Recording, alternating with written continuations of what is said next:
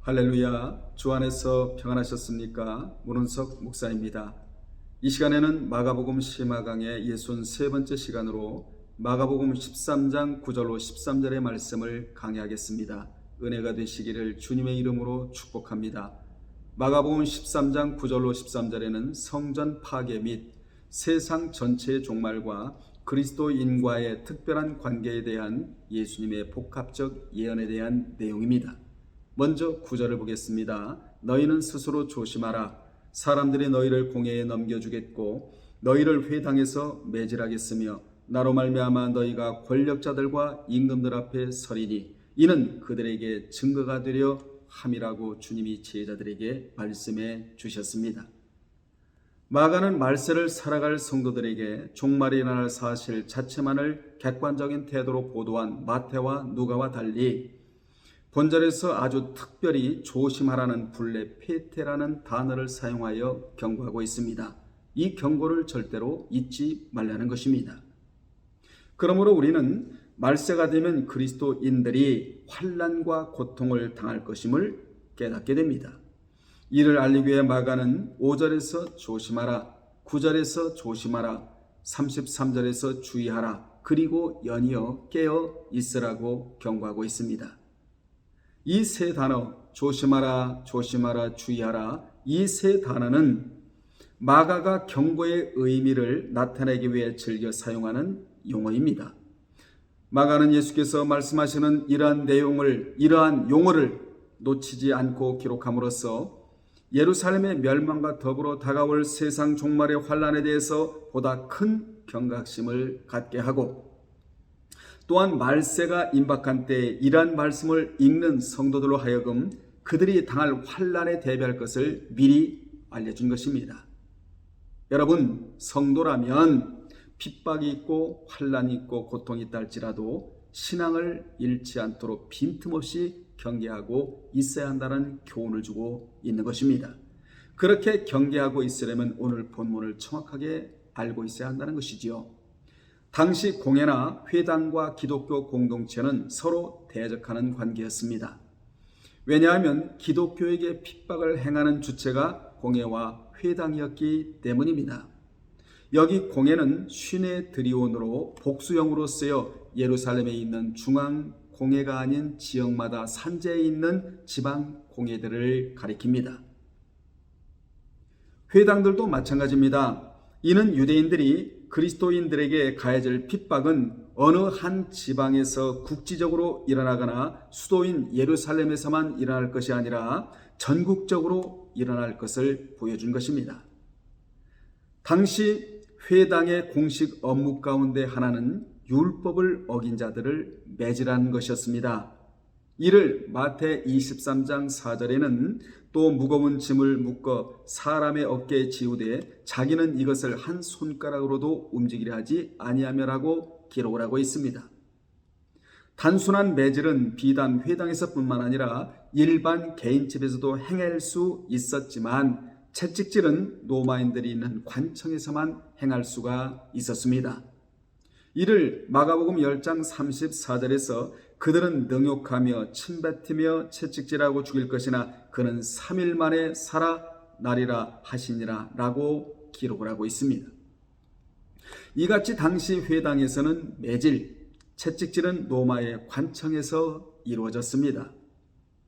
당시 유대인들 사이에서 행해지던 매질은 당하는 사람의 살껍질이 벗겨질 정도로 가혹하고 심하게 행해졌던 것입니다. 따라서 유대인들에게 행해지던 매질은 40대를 넘겨서는 안 되며 이를 어기지 않기 위하여 중한 죄인에게도 관례적으로 그보다 하나 감한 매를 때렸습니다. 그래서 고린도후서 11장 23절로 24절에 보면 수없이 매를 맞았던 사도 바울도 40에 하나 감한 매만 5번이나 맞았다고 기록을 하고 있습니다. 이는 신명기 25장 1절로 3절에 보면 태양에 관한 율법에서 40에 하나 감한 매를 때리라고 했기 때문에 그렇게 때렸던 것입니다. 신명기 25장 1절로 3절에 다음과 같은 말씀이 기록되어 있습니다. 사람들 사이에 시비가 생겨 재판을 청하면 재판장은 그들을 재판하여 의인은 의롭다 하고 악인은 정죄할 것이며 악인에게 태형이 합당하면 재판장은 그를 엎드리게 하고 그 앞에서 그의 죄에 따라 수를 맞추어 때리게 하라. 40가지는 때리느니와 그것을 넘기지는 못할지니 만일 그것을 넘겨 매를 지나치게 때리면 내가 내 형제를 경히 여기는 것이 될까 하노라. 라고 태형에 관한 율법이 바로 신명기 25장 1절로 3절인데 40에 하나 감한 매를 때리라고 기록을 하고 있습니다. 율법의 해석의 전승에 따르면 건강한 사람은 괜찮지만 약한 사람은 40대를 때리면 죽는 경우가 있었다고 합니다. 그렇다면 왜 39대만 때리라고 했습니까? 물론 율법에 기록이 되어 있었지만 즉 그것은 태형 집행 시 유대인들이 사용하던 태형 도구는 세 가닥으로 된 채찍을 사용했기 때문입니다. 그래서 14번을 때릴 경우 40대를 초과하여 42대를 때린 셈이 되었기 때문에 13번 곧 39대까지만 때린 것입니다. 여하튼 본 규정은 당시 이방 국가에서처럼 인간을 무자비하게 때림으로 해서 사람을 불구로 만든다든지 혹은 죽게 되도록 만드는 경우를 미연에 방지시킨 규정입니다. 따라서 40이란 숫자는 심판과 연단과 고난을 상징하는 수로서 창세기 7장 12절이나 출애굽기 24장 18절이나 민수기 13장 25절이나 마태복음 4장 2절이나 사도행전 1장 3절에 이 40이란 숫자는 심판과 연단과 고난을 상징하는 수입니다. 만일 40 이상의 형벌이 가해질 정도로 중한 범죄이면 재판관은 차라리 그를 처형시켜야만 했습니다. 그러나 39대는 죄에 대한 심판을 뜻함과 동시에 선한 길로 인도하시려는 연단의 방편을 의미하기도 합니다. 한편 본절의 내용은 믿는 자가 예수를 믿는다는 이유만으로 당해야 할 고통에 관한 말씀입니다. 이는 유대교의 종말에 관한 관점과 기독교의 종말에 관한 관점이 다름을 여실히 보여주고 있습니다. 유대인들이 생각하고 고대하는 마지막 때는 언제입니까? 그동안 자신들이 잘못하여 당하던 모든 압제와 고통으로부터 정치적으로 해방되며 또한 가난과 질병으로부터 육체적으로 해방되는 때를 말합니다. 그들은 다윗같이 육적인 메시아가 오셔서 로마의 속국이 되었던 이스라엘을 해방시켜 줄 줄로 믿었습니다. 그러나 그 구절들은 영적인 메시아를 보내주시겠다는 내용이었던 것입니다. 그 구절의 내용은 다음과 같습니다. 이사야 25장 8절을 먼저 읽겠습니다. 사망을 영원히 멸하실 것이라 주 여호와께서 모든 얼굴에서 눈물을 씻기시며 자기 백성의 수치를 온 천하에서 제하시리라 여호와께서 이같이 말씀하셨느니라. 예레미야 23장 5절에 보면 여호와의 말씀이니라. 보라 때가 이르리니 내가 다윗에게 한 의로운 가지를 일으킬 것이라. 그가 왕이 되어 지혜롭게 다스리며 세상에서 정의와 공의를 행할 것이며 주 예수 그리스도께서 오셔서 다윗의 조상으로 오셔서 이 세상을 영적으로 다스릴 것에 대한 예언의 말씀이지요. 예레미야 23장 6절에 보면 그의 날에 유다는 구원을 받겠고 이스라엘은 평안히 살 것이며 그의 이름은 여호와 우리 공이라 일컬음을 받으리라. 이러한 말씀들은 육적인 메시아가 오셔서 이스라엘을 로마의 속국에서 건져주신다는 내용이 아니라 영적으로 오셔서 인류의 원죄를 사해 주실 것에 대한 예언이었던 것입니다. 그런데 그들은 이러한 말씀을 육적인 메시아로 오셔서 그 나라를 유토피아 이상향의 나라로 만들어 줄 것으로 믿었다 그 말입니다. 예수께서 가르치시는 마지막 때는 언제입니까? 핍박과 순환과 고통과 환난의 시기였습니다. 마태복음 24장 9절로 11절과 디모데후서 3장 1절을 참조하시기 바랍니다. 이같이 기독교는 핍박과 함께 출발하고 핍박과 함께 마감되는 종교입니다. 기독교의 이러한 핍박은 완전한 하나님의 나라가 이루어진 후에 올 평안과 기쁨을 전제로 하고 있는 것입니다. 데살로니가후서 1장 5절로 7절에는 그 나라를 위하여 고난도 받게 될 것이고 주님은 환난을 받게 하는 자들에게는 환난으로 갚으시고 환난 즉 핍박을 받는 너에게는 안식으로 갚아주시는 것이 하나님의 공이라고 분명히 말씀해 주셨습니다. 이러한 말씀이 있기에 핍박을 이길 수가 있는 것입니다. 이러한 말씀이 있기에 환난을 등에 이길 수가 있는 것입니다. 만약 이러한 말씀이 없이 핍박이 온다면 견딜 자가 어디에 있겠습니까? 그래서 말씀이 최고의 힘이자 위로가 되는 것입니다. 10절에 보겠습니다. 또 복음이 먼저 만국에 전파되어야 할 것이니라. 본절은 성경에서 종말의 시점을 가장 분명하게 보여주는 구절입니다. 아주 중요한 구절입니다. 따라서 본절은 인간의 생각을 배제하고 아주 신중하고 정확하게 해석되어져야 할 구절이기도 합니다. 먼저 염두에 둬야 할 것은 원문 어순이 우리말 성경과 다르다는 것입니다. 우리말 성경에는 우리 성경 알란드본 개역 성경에는 서두에 기록된 복음이 유앙겔리온이라고 하는 복음이 원문에서는 마지막에 기록되었고 중간에 기록된 만국 파스 에드노스라고 하는 만국이 서두에 기록되었다는 것입니다. 이로와 마가는 강조점을 어디에 두고 있습니까? 복음 자체에 둔 것이 아니라 복음 전파의 영역인 만국에 두었다는 것입니다. 즉 민족과 이방에 두었다는 것이지요. 마가는 모든 족속에게 빠짐없이 전도의 손길이 미치기를 원하고 있었다는 것을 우리로 하여금 알게 합니다. 이것이 곧 전도의 마음입니다. 여기서 우리는 마가복음이 종말의 시점과 관련하여 모든 족속에 대한 복음 전파에 대해서 다른 복음서들에 비해 얼마나 더 강조하고 있는지를 알 수 있습니다. 이 말씀은 예수 그리스도의 강림으로 말미암는 마지막 때가 빨리 이 땅에 찾아오게 하기 위해서 그리스도인으로서 마땅히 해야 할 전도와 관련해 무엇이 중요한지를 우리에게 가르쳐주고 있습니다. 즉 한 나라의 복음화 비율을 높이는 일도 중요하지만 아직 예수 그리스도가 누구인지 들어보지도 못한 미전도 종족들에게 예수 그리스도에 대한 소식을 들을 수 있도록 복음 전파에 힘쓰는 일이 더 중요할 수 있음을 깨닫게 됩니다.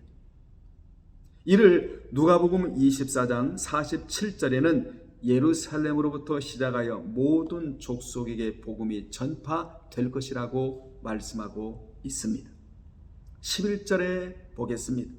사람들이 너희를 끌어다가 넘겨줄 때에 원문에는 어떻게 무슨 말을 할까 미리 염려하지 말고 무엇이든지 그때에 너희에게 주시는 그 말을 하라. 말하는 이는 너희가 아니요 성령이시니라 라고 11절에 말씀합니다.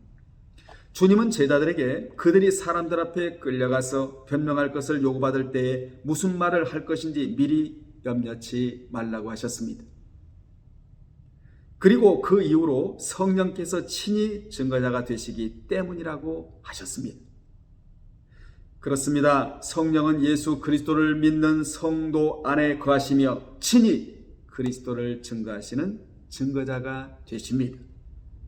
여러분이 주의 복음을 전하고자 하신다면 그 전할 수 있는 비밀의 말씀을 성령께서 입에 넣어 주시는 것입니다. 우리는 입에 넣어 주신 그 비밀의 복음의 말씀을 전하면 되는 것이지요. 그러면 중생하는 능력은 우리에게 있는 것이 아니라 성령께 있으므로 어린아이가 복음을 전한다 할지라도 그 중생의 능력은 성령께서 역사하셔서 예수를 믿게 되는 것입니다. 예수님께서 부활하신 후 승천하시기에 앞서 제자들에게 성령이 임하시기까지 예루살렘에 머물도록 명하신 것도 바로 이 때문이었습니다. 그리스도의 증거자이신 성령이 임하셔야만 제자들이 자신들의 책임을 완수할 수 있음을 주님이 아셨던 것입니다. 예수님은 성령을 다른 보혜사라고 하셨습니다. 요한복음 14장 16절에 이런 말씀이 나오지 않습니까? 그분이 성도에게 오셔서 하시는 일들 가운데 중요한 것은 그리스도께서 하신 말씀들을 가르치시고 생각나게 하시는 것입니다.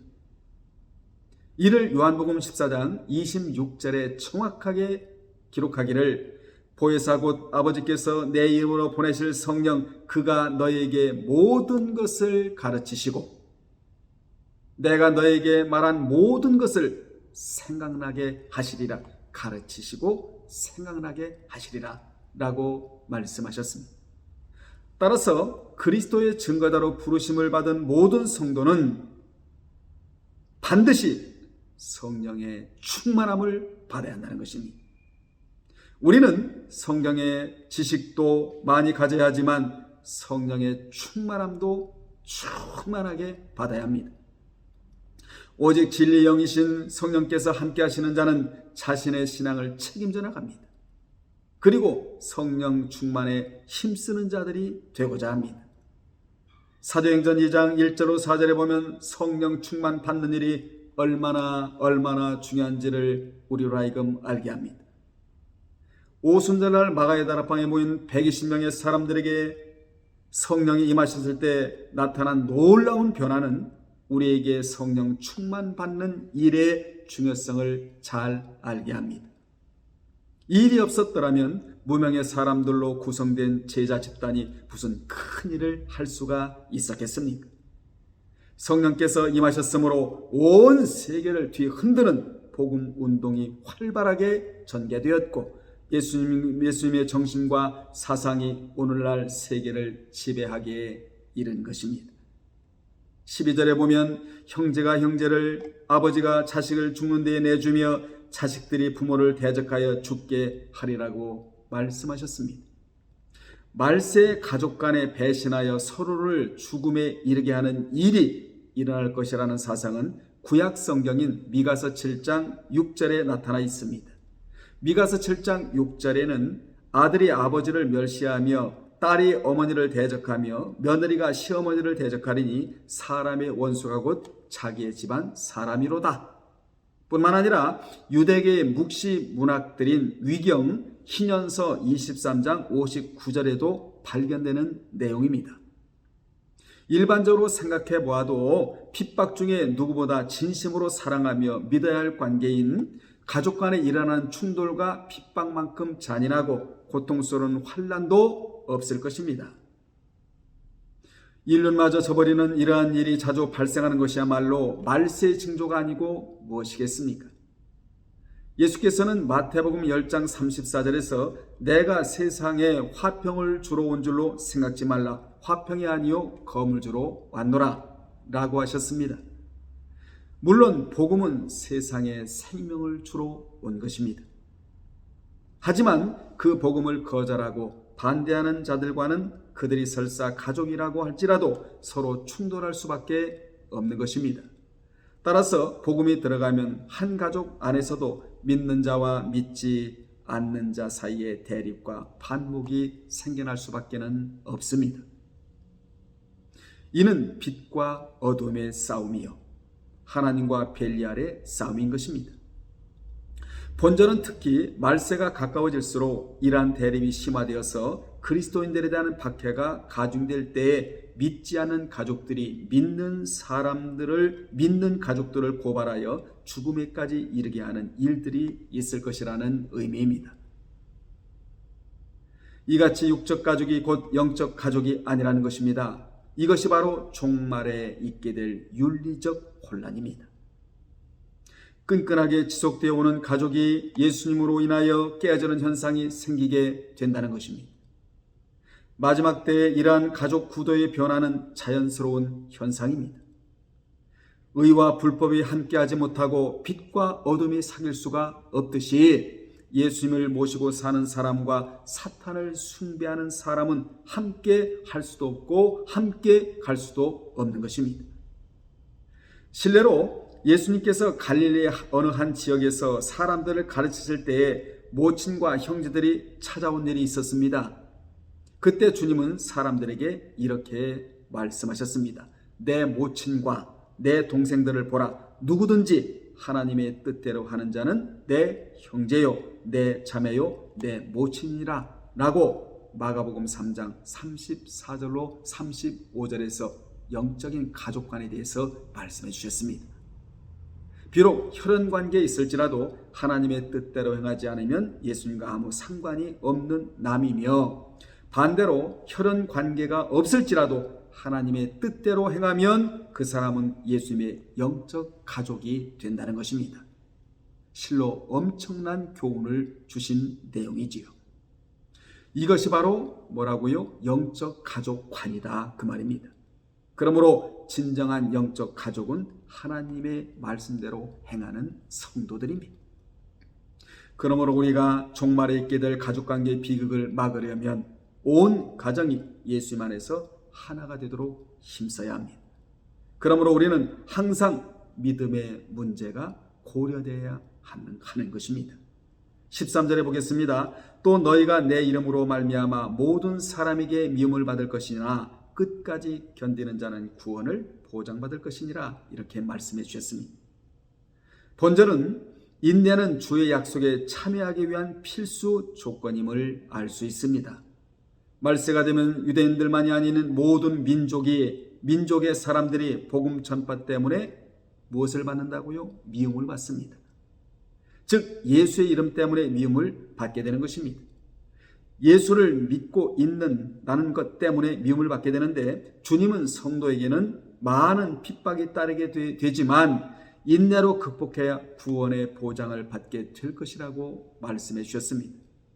성도가 그리스도의 중심의 삶을 추구하다 보면 세상으로부터 핍박을 받게 마련입니다. 그것은 그리스도와 세상이 서로 원수 관계에 있기 때문입니다. 그리스도와 세상이 원수 관계에 있으므로 세상이 그리스도께 속한 우리를 핍박하는 것은 지극히 당연한 것입니다. 주님은 자기를 따르는 사람들에게 고난과 핍박이 있을 것을 아시고, 이에 대해 요한복음 15장 18절로 19절에서 다음과 같이 말씀해 주셨습니다. 세상이 너희를 미워하면 너희보다 먼저 나를 미워한 줄 알라. 너희가 세상에 속하였으면 세상이 자기의 것을 사랑할 것이나 너희는 세상에 속한 자가 아니요 도리어 내가 너희를 세상에서 택하였기 때문에 세상이 너희를 미워하느니라.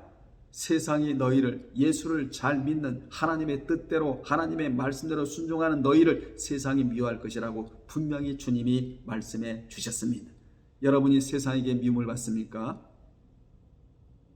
주님을 잘 섬기고 믿고 따른다는 증거이기도 하는 것입니다. 그러므로 우리는 세상으로부터 핍박을 받을 때 그것을 당연한 현상으로 받아들이고 인내해야 됩니다. 주님은 믿는 자에게 천국에 들어갈 구원을 약속해 주셨습니다. 그곳에 들어가려면 인내로서 끝까지 신앙을 지킴으로써만이 그 약속한 곳에 참여할 수가 있습니다. 이에 대해 히브리서 10장 36절에는 너희에게 인내가 필요함은 너희가 하나님의 뜻을 행한 후에 약속하신 것을 받기 위함이라고 말씀하고 있습니다. 참으로 인내는 성도가 주의 약속에 참여하기 위한 필수 조건입니다. 특별히 우리가 알아야 할 것은 세상에서 당하는 환난은 일시적인 것이라면 그것을 통해 얻는 영광은 엄청난 것이라는 사실입니다.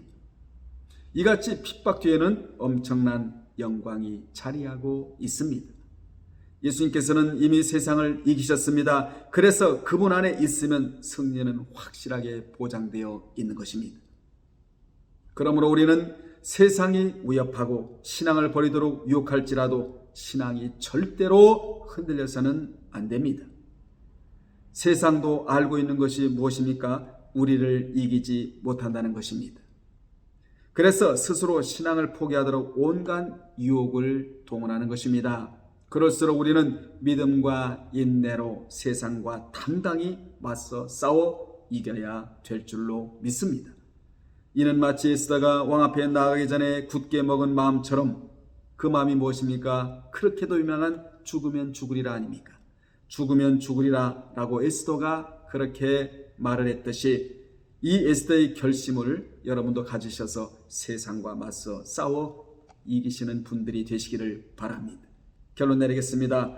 오늘 이 시대는 주님께서 말씀해 주신 종말의 징조들이 곳곳에서 자주 나타나고 있습니다. 또한 천국 복음도 거의 모든 민족에게 전파되어 가고 있습니다. 이것이 무엇을 의미합니까? 주님의 강림이 임박했다는 증거입니다. 우리는 주의 강림이 언제 있을지 알 수 없지만 시대의 징조를 보아 알 수 있는 것입니다. 그날이 오늘일지 내일일지는 모르지만 늘 영적으로 깨어 있는 삶을 살아야 합니다. 조심하라, 조심하라, 주의하라. 그 다음에 깨어 있으라. 우리는 이 네 단어를 뼛속에 묻고 심고 살아야 합니다. 이것만이 말세에 일어날 모든 것을 이기는 삶이 되는 것입니다. 우리 모두 세상을 이기고 나 자신을 이기고 마귀를 이기고 세상의 욕망을 이기고 승리자가 됩시다. 다음에 또 전해드리겠습니다. 주님 안에서 늘 건강하십시오. 할렐루야.